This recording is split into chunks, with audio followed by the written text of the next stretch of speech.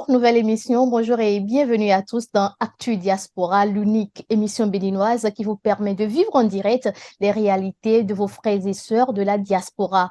Aujourd'hui, à bord de mon Airbus 229, je vous emmène en Allemagne où m'attend un invité de marque que je vous laisse découvrir.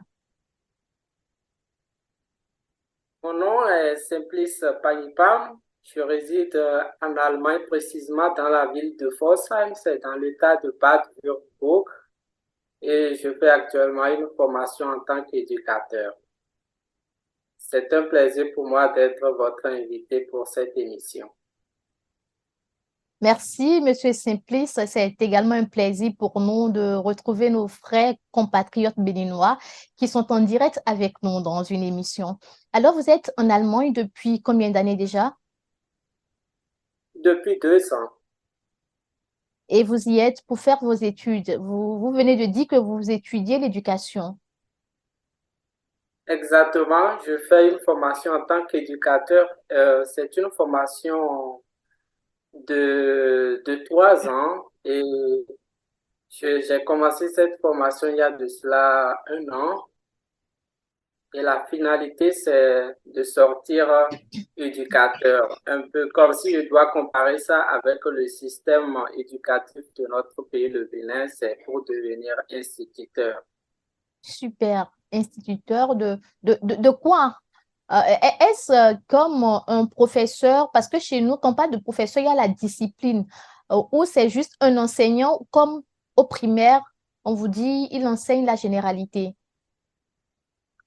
C'est une très belle question et cela montre déjà combien il y a une grande différence entre le système éducatif allemand et celui béninois.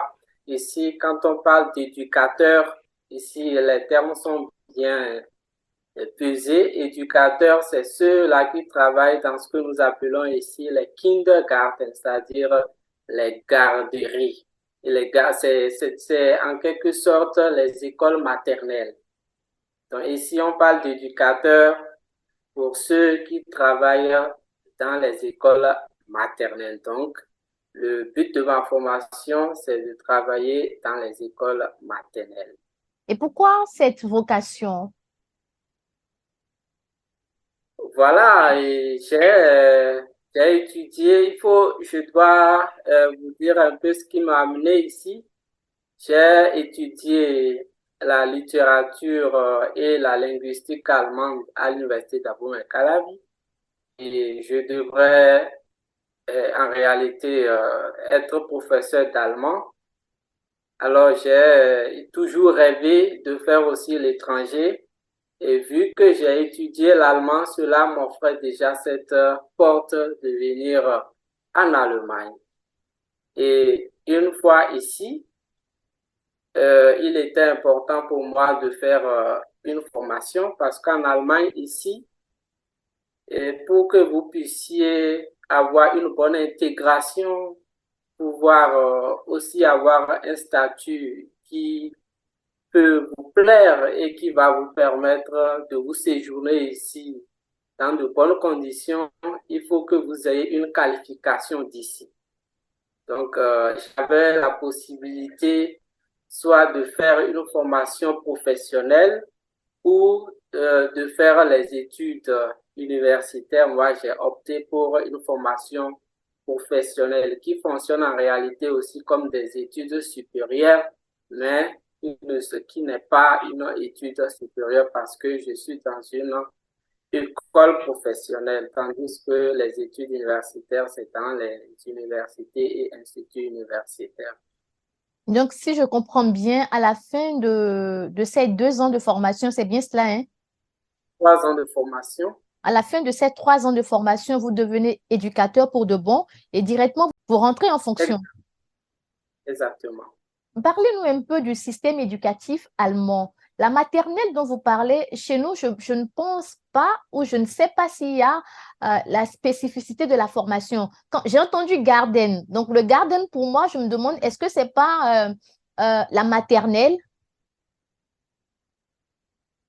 Exactement comme je l'ai dit à l'entame, c'est c'est ici, c'est kindergarten, c'est, voilà, vous entendez déjà garden, c'est jardin, jardin d'enfants. On parle de jardin d'enfants.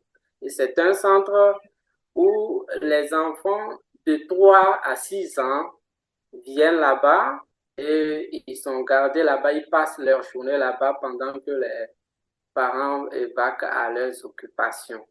Et le kindergarten, le jardin d'enfants fonctionne un peu comme une école maternelle. Mais la différence, la grande différence ici est que dans les kindergarten ici, les enfants ne sont pas là pour apprendre, pour suivre un enseignement, mais pour suivre leur centre d'intérêt. Dans un kindergarten, vous avez assez de domaines, de branches, d'ateliers, ateliers de gymnastique, sport, ateliers d'écriture ou ateliers c'est-à-dire la salle à manger. Il y a plusieurs jeux qui occupent les enfants et les enfants passent leur journée là-bas pour jouer. Donc, ce n'est pas encore un centre où les enfants reçoivent déjà une éducation de base comme c'est le cas chez nous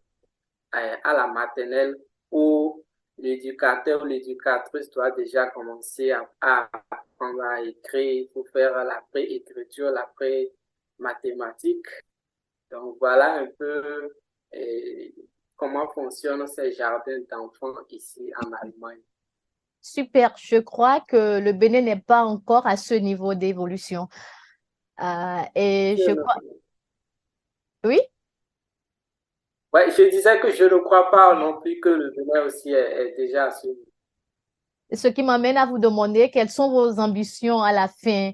Quel est votre rêve? Est-ce que vous rêvez de revenir au pays, d'emmener, d'importer cette éducation, formation que vous avez reçue?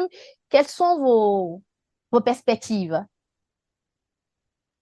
Naturellement, je rêve aussi de pouvoir échanger ces connaissances que j'acquiers ici avec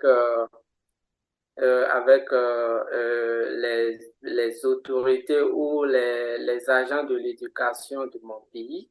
Parce que dans les enseignements que je suis, je découvre des choses importantes dont mon pays, le Bénin aussi, pourrait avoir besoin pour changer un peu l'aspect de son éducation. Si je peux me permettre de décrire un peu ce qu'est l'éducation ici, l'éducation de la petite enfance, et il faut quand même mettre les enfants dans un environnement où ils doivent découvrir le monde. Il faut considérer les enfants comme étant des individus indépendants, c'est-à-dire ils sont capables. Nous pensons souvent que les enfants, ce sont des êtres immatures, qui n'ont pas encore la maturité, qui sont des êtres que nous devons, c'est Protéger? comme si, voilà, exactement, protéger ou d'une autre manière, c'est comme si c'était des tonneaux vides que nous devons remplir. Alors que l'éducation ici en Allemagne, le système dit que l'enfant est capable de plusieurs choses. Donc, il incombe cette responsabilité aux parents de donner un peu de liberté à l'enfant afin qu'il puisse découvrir son monde. Il ne faut pas toujours régner en maître sur l'enfant, il faut lui laisser le temps. Il ne faut pas empêcher l'enfant de jouer, par exemple. C'est en jouant qu'il découvre le monde, qu'il construit certains savoirs. Il n'est pas fait pour tout recevoir de nous, mais il a cette force qu'il peut exploiter et découvrir le monde autrement. Bon, ce n'était pas là l'objectif, mais il était important pour moi de présenter brièvement sur quoi est basée l'éducation de la petite enfance ici en Allemagne. Et là, je trouve combien vous êtes passionné. On dirait que vous retrouvez votre enfance. On dirait que vous n'avez pas fini de passer votre enfance et que vous aimez ça.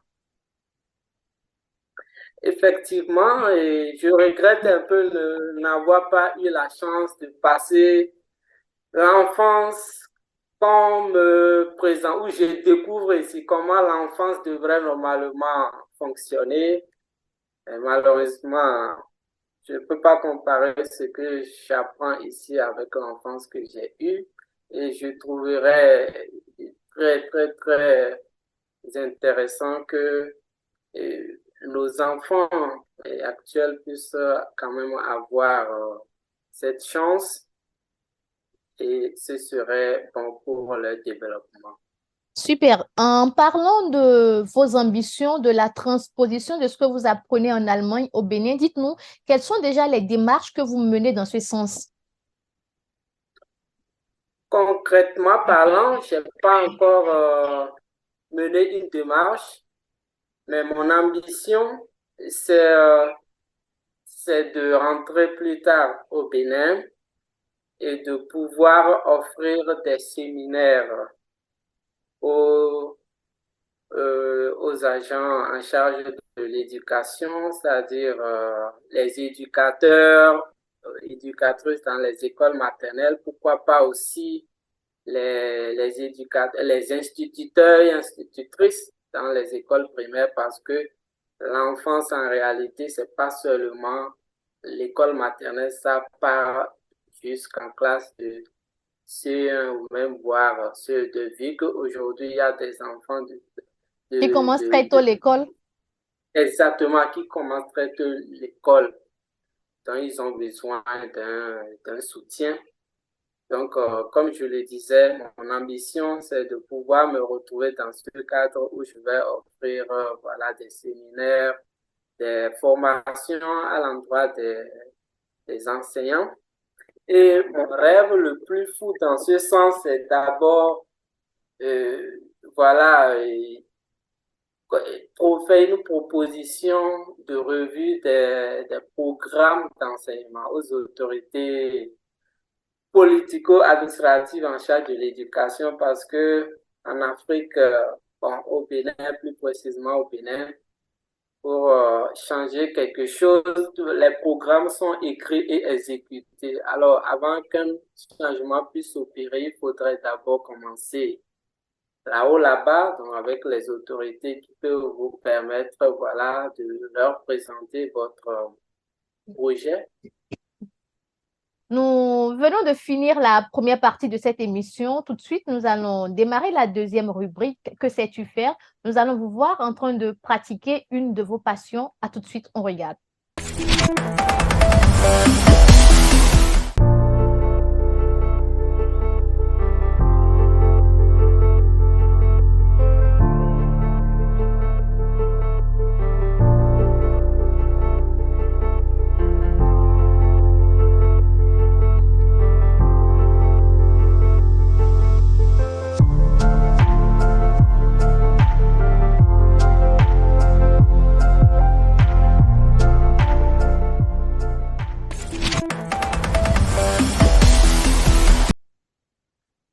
Et j'étais en train de dévorer un petit roman.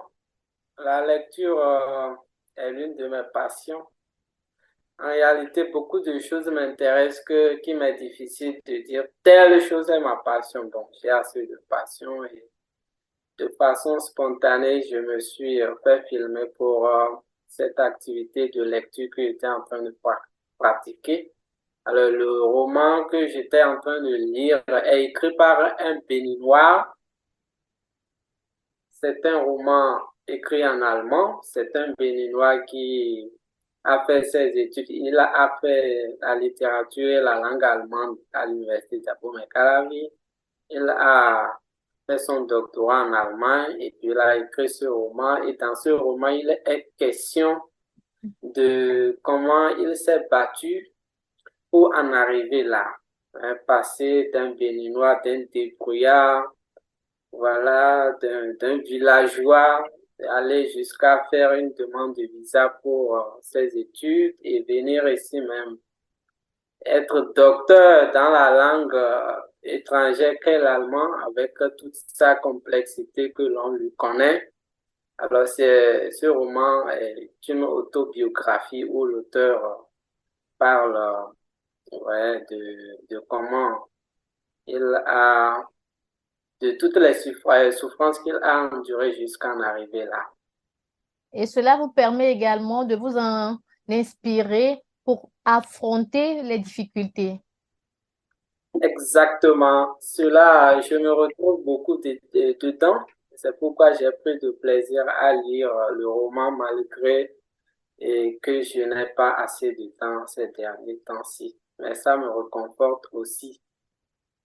En parlant de ça, dites-nous quelles sont les difficultés que vous avez rencontrées une fois en Allemagne? Est-ce qu'elles sont énormes?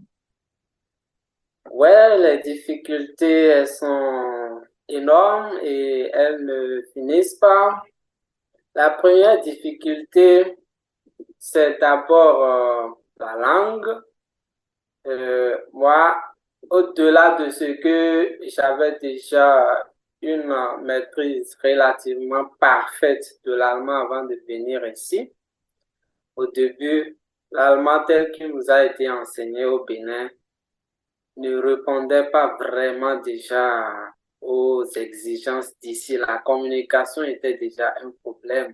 À l'université, on était fort, on faisait Les les one boss, man les show, oui. exactement.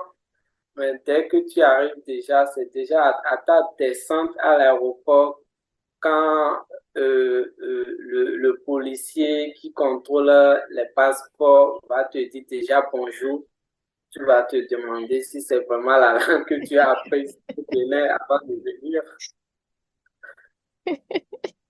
Ouais. Et comment vous avez surmonté toutes ces difficultés-là?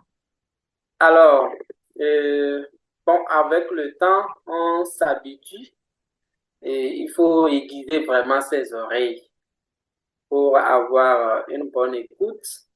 Et il faut être pratique dans la compréhension. Parfois, on va te parler, tu ne maîtrises que deux ou trois mots dans le message, donc il faut développer l'art de vite comprendre. Alors, moi, comment est-ce que je me suis battu, je me suis arrangé pour pouvoir vaincre ces difficultés? Alors, je pratiquais le foot, je m'entraînais aussi, je faisais l'effort, je parlais, je communiquais aussi avec les autochtones, donc histoire de rester un peu dans ce bain linguistique. Et voilà. Ça vous a Maintenant, facilité la tâche. exactement, quant à ce qui concerne le niveau de langue. Maintenant, l'autre difficulté, c'est, c'est la culture. Nous nous comportons autrement au Bénin qu'ici. Et lorsqu'on arrive ici, il faut encore se tailler un autre comportement. Si tu avais l'habitude d'être, et comment dirais-je, d'être bavard ou parler tout le temps à haute voix, donc ici, tu avais l'habitude de rester toujours à 100. Ici, il faut faire attention et tu dois penser aux voisins d'abord. Tu ne dois pas penser à ton propre plaisir, à ta propre liberté, mais à celle des autres aussi. Donc, beaucoup de choses à respecter. En dehors de ça, il y a aussi la circulation. Vous imaginez ici, il y a les feux tricolores pour les piétons. Lorsque tu veux traverser la route, tu dois attendre à ce que le feu des piétons s'allume d'abord. Tout ça, là, on ne connaît pas ça en Afrique. Donc, voilà, en quelque sorte, ça, ce n'est qu'une petite partie des difficultés Et la que grande partie, elle se résume à quoi? c'est l'intégration. L'intégration, moi, j'essaie un peu de m'intégrer, mais quand on parle d'intégration, c'est deux parties. Il y a celui qui veut s'intégrer et le groupe au sein duquel on veut s'intégrer. Alors, c'est ce groupe-là qui est le problème ici. Le groupe a Et quoi? Le groupe est hostile? ouais, le groupe est réticent. Et en Europe, on est généralement réticent et envers les Noirs surtout. Je ne parle pas de racisme, mais ça n'a rien à voir avec le racisme. C'est réticence, c'est-à-dire on ne s'ouvre pas à toi comme on On se s'ouvre méfie. exactement, on se méfie parce qu'on se dit qu'on ne te connaît pas, on ne sait pas ce dont tu es capable, tu pourrais être un mauvais compagnon. Donc ici, les gens veulent vraiment te connaître assez avant de marcher avec toi. Donc c'est pourquoi pour se faire des amitiés ici avec les autochtones, les Allemands, c'est difficile. Alors, les amitiés qu'on fait ici, ça marche, c'est avec les Allemands qui ont fait l'Afrique ou qui s'informent beaucoup de l'Afrique. Alors, ceux-là comprennent et ils savent que voilà, et c'est des gens comme vous aussi. Tout de suite, nous allons aborder la troisième rubrique où nous allons découvrir votre vie privée, pour ne pas dire votre intimité. À tout à l'heure. De retour sur ce plateau pour aborder la dernière rubrique, dis-moi tout. Simplice Pagnipam, déjà, dites-nous, vous êtes originaire d'où au Bénin? Je suis originaire de Waké, c'est dans le département de la Tonka. Et comment on dit bonjour chez vous dans la Donga, dans votre langue maternelle? Alors, on dit ça comme ceci, Manaleo. Pardon? Manaleo. J'avoue que je ne peux pas le dire. Et comment est-ce qu'on répond? Yo. Waouh, yo. Donc, j'espère que vous allez bien. Oui, exactement. Donc, ça répond à cette salutation. D'accord. Alors, vous êtes béninois, nordiste, vous vous retrouvez en Allemagne. Dites-nous, est-ce qu'il arrive que les mets béninois, surtout les yams pilés du Nord, vous manquent? Ah, c'est que vous connaissez déjà ma difficulté en ce qui concerne le ça. Ouais, ça me manque énormément. Vous le savez déjà, chez moi, c'est l'igname pilé, donc j'en souffre énormément de ce manque. Et je souffre aussi du manque de Télébol, les Abéli, les Amiwo, tout ça, ça me manque énormément. Waouh! Je n'ai pas que seulement un nordiste, c'est à la fois un nordiste et un sudiste. En réalité, moi, je me décris comme le fils du pays. Je veux pas arracher le titre à notre artiste. Je m'appelle le fils du pays parce que j'ai fait presque tout le Bénin. Donc, je suis du nord de naissance. J'ai grandi au centre et puis j'ai fait les études à Cotonou. Donc, j'ai vécu dans beaucoup de régions du Bénin. Donc, j'ai un brassage déjà culturel depuis le Bénin. En matière de principe, Simplice est quel genre d'homme?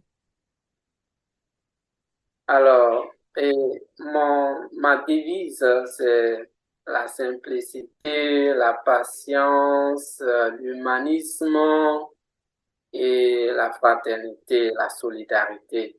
Voilà un peu les mots qui me décrivent. Est-ce parce que vous vous appelez Simplice que vous aimez la simplicité?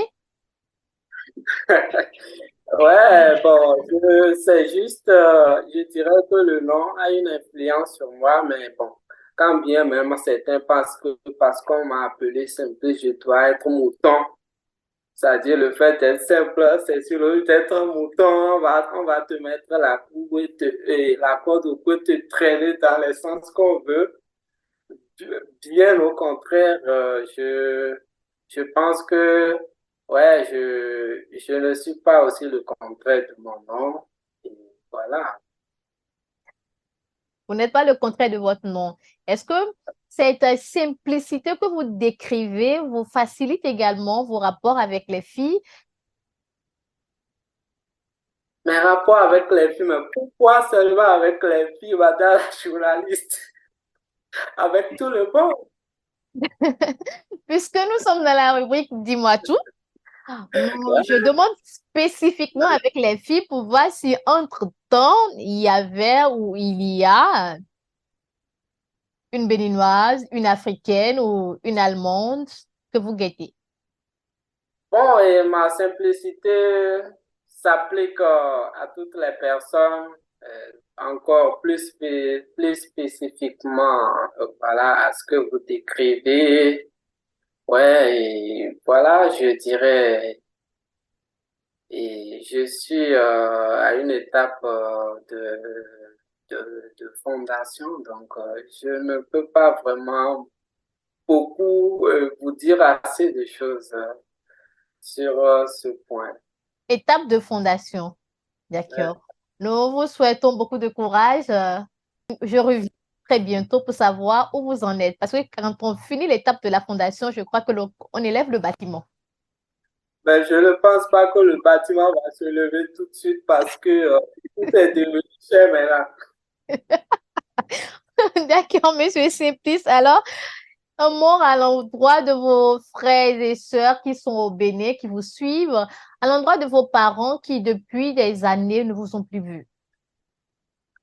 Alors, je vous remercie une fois encore pour cet entretien et je profite de votre micro pour lancer d'abord un appel solennel à l'endroit de mes jeunes frères, de mes jeunes sœurs.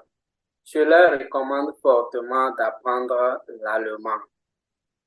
Et ce qui se trouve dans ce pays, si on se met à le dire, on ne va pas quitter ici. Il y a assez de choses ici qui vont vraiment intéresser et aider la jeunesse béninoise. Un mot dans votre langue maternelle à l'endroit de vos parents.